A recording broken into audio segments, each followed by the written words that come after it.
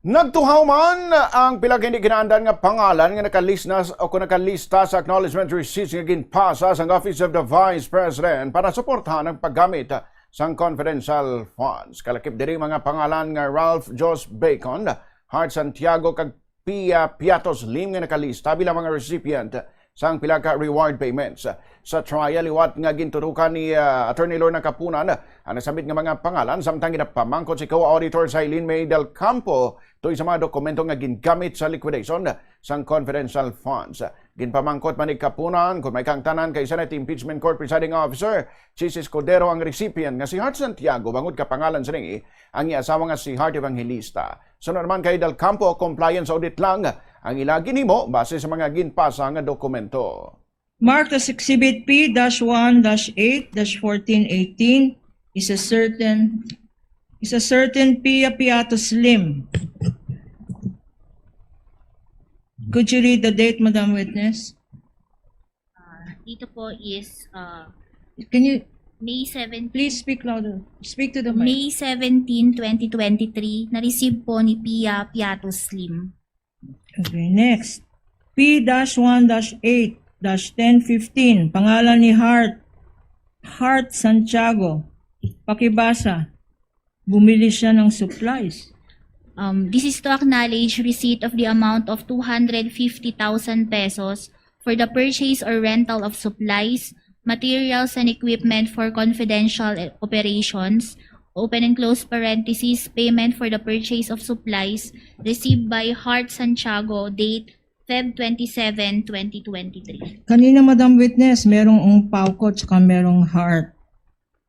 Tinanong mo ba kung sino ito at kung related sila sa presiding officer natin? Hindi po. Hindi naman. Bakit hindi? Bakit hindi ka nag-verify ng mga pangalan? May pagkain na bacon, may parang kamag-anak ni Hart. Why did you not verify the names in this 1,049 acknowledgement receipts? Sa ICFO po kasi ang ginagawa namin is compliance audit po. Anong ibig sabihin nun? I-check po namin kung compliant ba sa joint circular at kompleto at proper ba yung mga liquidation documents po na sinasubmit sa amin in relation po sa provisions ng joint circular. Ginkomentaran man ni Capunan na ibang nga pangalan nga daw kaangay panakot sa fruit salad. Ini nga mga pangalan ang nagtuhaw sa acknowledgement receipts kangot sa liquidation sa confidential funds. Pila diri amo ang pangalan nga Matthew N. Queso, Miggy Mango, J. Camote, kag Christine Applegate Estrada. Gani suno kay Capunan kangay naghimo lang sang fruit salad ang Office of the Vice President. Yaring kabahin sang impeachment trial kahapon. We have selected a few of these acknowledgement receipts. If shown to you, please identify the same. P-1 being flashed on the screen. Pakibasa nga ng mga pangalan dito. P-1-8-2107. Queso naman ito. Queso. Please read. Acknowledgement. Cheese. In English, cheese. Matthew N. Queso. 7-15-23. Magkano to, Madam Witness?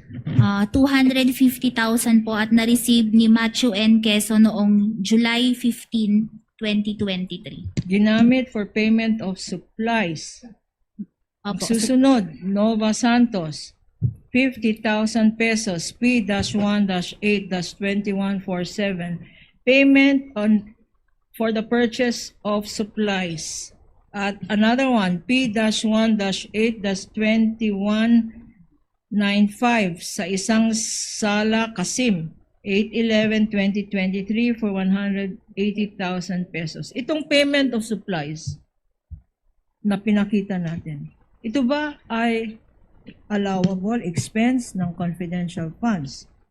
Yes po, under 4.8.4 of the joint circular po. Another one, P-1-18-2092, flash on the screen, sa isang J. Camote. 200,000, payment of purchase of supplies. 8/11/2023. At itong mangga, gumawa ata ng fruit salad dito. May kamote, may mangga, may keso. P-1-8, 2262. Ang kapahisang pag-examine ni Attorney Lorna Kapunan sa COA Auditor.